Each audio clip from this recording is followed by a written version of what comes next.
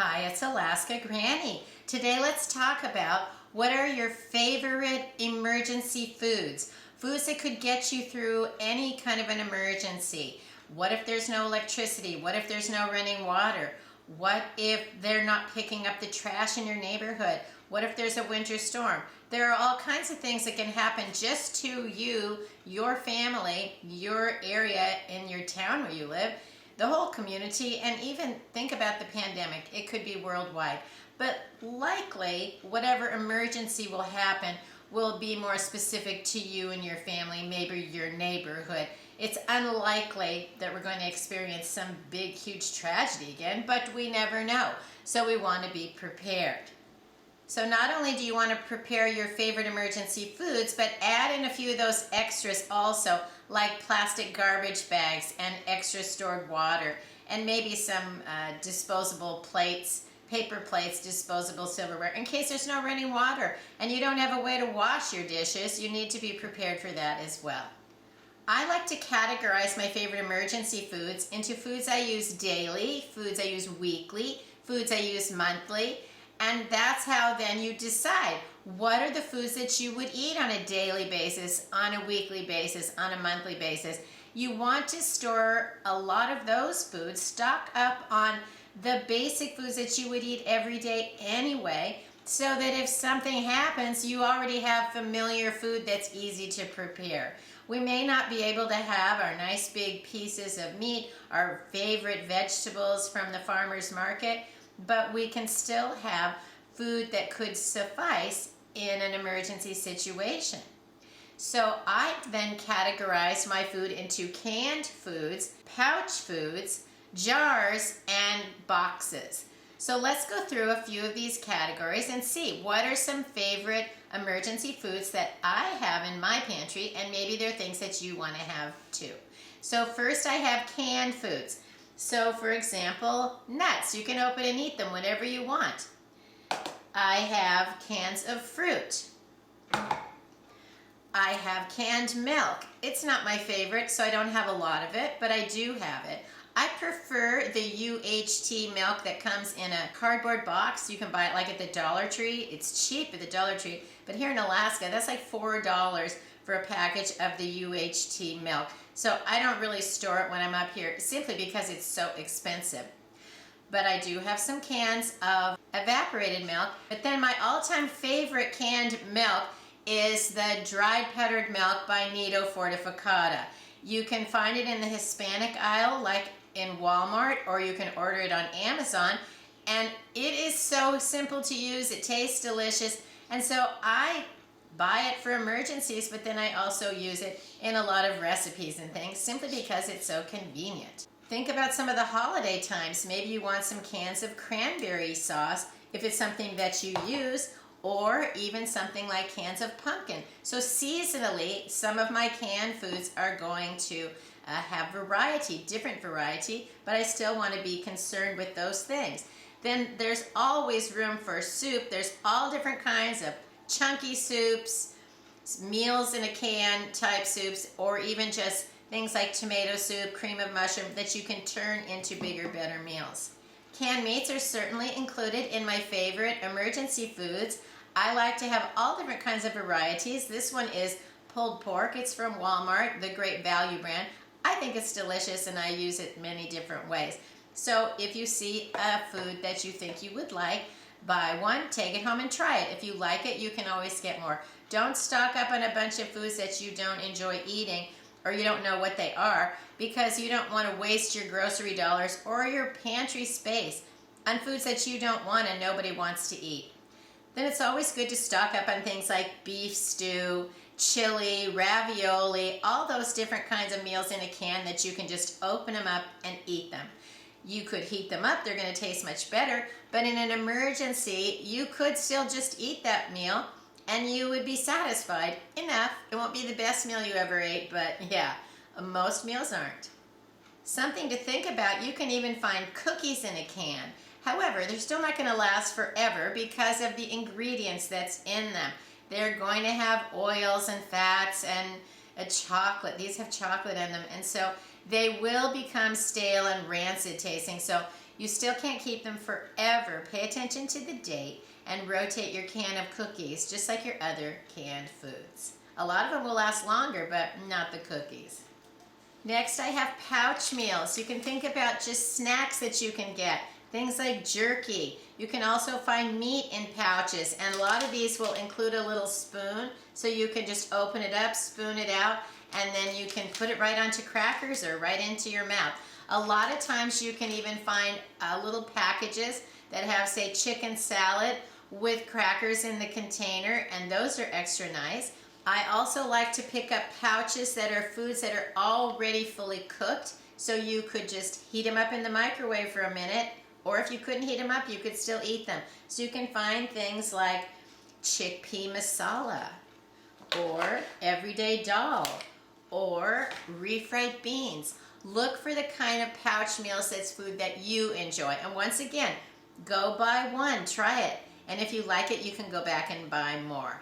Sometimes you can find these even at a store like Dollar Tree. When I'm in the lower 48, I pick some of them up there. And so then they're cheap. But you can still go to somewhere like Walmart and you can look, and then even look into like the vegetarian sections and the specialty foods on the ethnic food aisles, and then you're more likely to find a larger variety. However, they're a lot more expensive at the regular grocery store than, say, at Dollar Tree.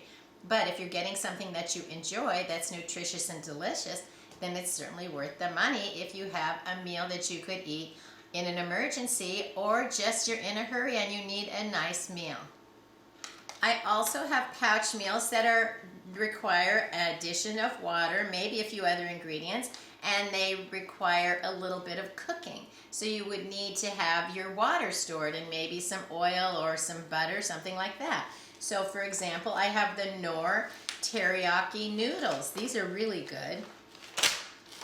I have the Idahoan instant potatoes. These are so good. You just boil water, stir them in, and they're ready to go. You don't have to add anything else. So that's why I like the Idahoan brand potatoes better than just, say, dried potato flakes that you buy in a great big box. However, these have additional ingredients in them, and if you want the longest lasting that can store in your pantry potatoes, look for the big boxes that are just potato flakes.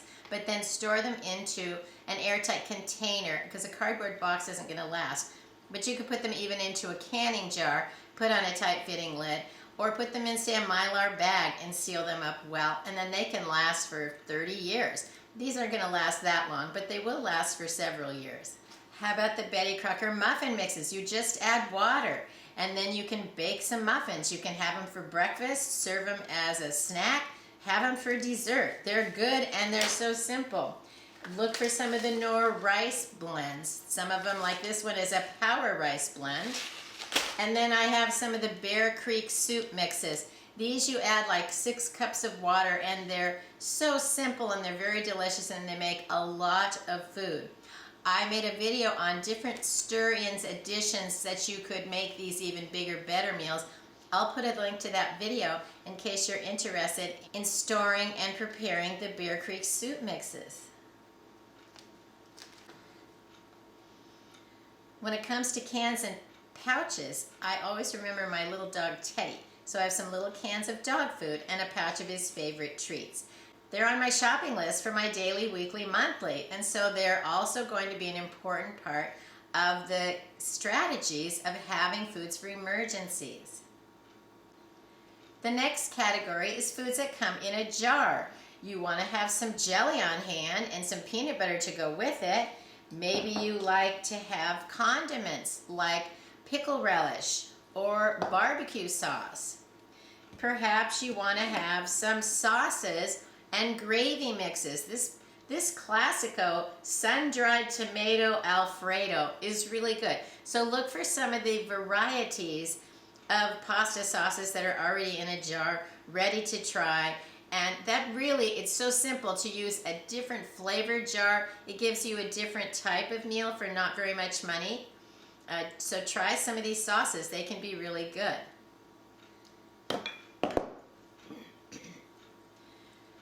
I like salsas. I especially enjoy the green salsa verde, which is like tomatillos. So I have several jars of that and some of the red as well. And then don't forget jars of olive oil or whatever your favorite oil is. You want to make sure that you have plenty of that. Many of these foods can last several years, but you want to be stockpiling foods that you're willing to use, rotate, and replace. And don't forget your jar of instant coffee. The freeze-dried coffee is what's going to last the longest. And so if coffee is your thing, make sure that you have some instant coffee to go with your emergency food. The next category is foods that come in a box. It can be everything from granola bars to cereal that are pretty much, you can open and eat these. You could just take a handful of cereal and snack on it, and then you have some ready to go foods that you can eat with no preparation. And that's very important too, is that you have some options of food that you can use when you can't prepare anything. I know I recently had some work done on my house, and I wasn't expecting my kitchen to be in an uproar, but it was, and I couldn't get into my kitchen for a few days, so I was certainly glad that I had things like granola bars and tear open and eat pouches and just simple things. I couldn't even open my refrigerator. And so it was important that I had some foods that I could eat. I've always got some food stashed somewhere, but it was certainly like caught me off guard. So I was glad that I could reach some of those easy to open foods, because when you're having your house worked on, the last thing you want to do is spend extra money going out to eat. So we want to be able to rummage around and make something to eat. It doesn't have to be the best, it just has to be something to eat to keep you going until you get through whatever the situation is. I have boxes of crackers. My favorites are these Triscuits. I've really been enjoying these Triscuit, what are they? Avocado, cilantro, lime. My grandkids also love Ritz crackers, so I have plenty of those. And then it wouldn't be Alaska without Pilot crackers. They are so good. If you haven't tried Pilot crackers, I'll put a link to a video on what they are, how you can use them, and how delicious they are, and what to serve them with. You can check it out and see if that's something that you want to add to your stockpile. Then think about boxed foods that need a little bit of cooking, things like scalloped potatoes or maybe a stovetop stuffing.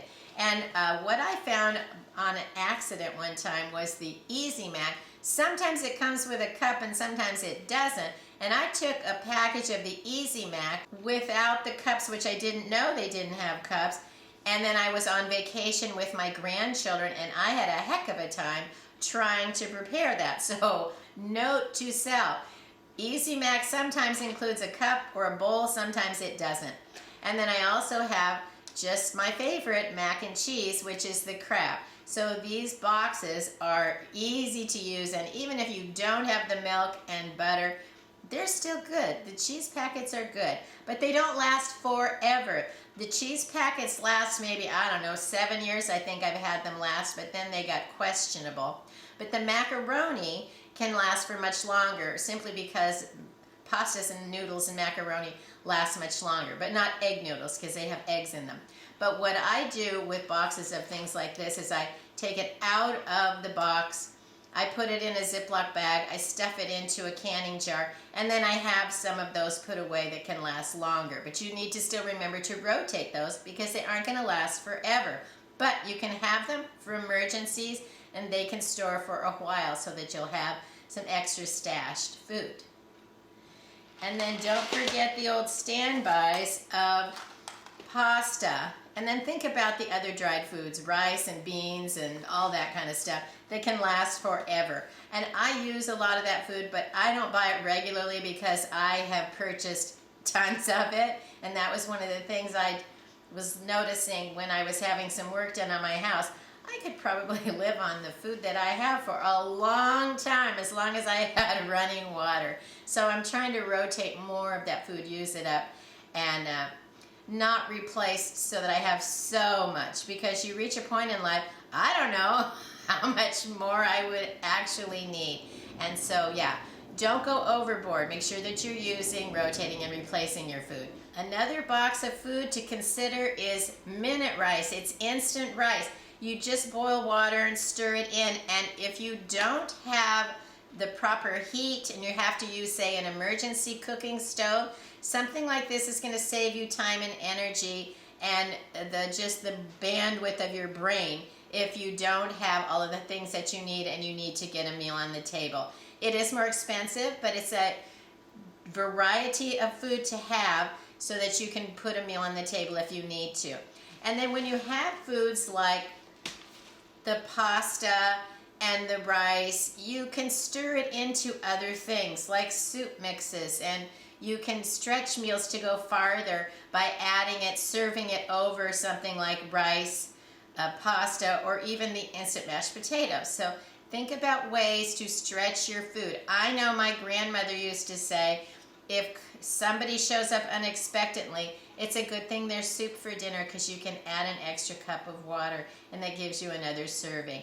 But she also lived through 2 world wars and a depression, and there was no such thing as drive-through dining. So people used to have to stretch the food that needed to be prepared mostly from scratch in their own homes. So some of those tips we need to think about and to learn to use the food we have, be thankful for that food, and be satisfied that we have a meal that we can enjoy just for ourselves or even with those that we love.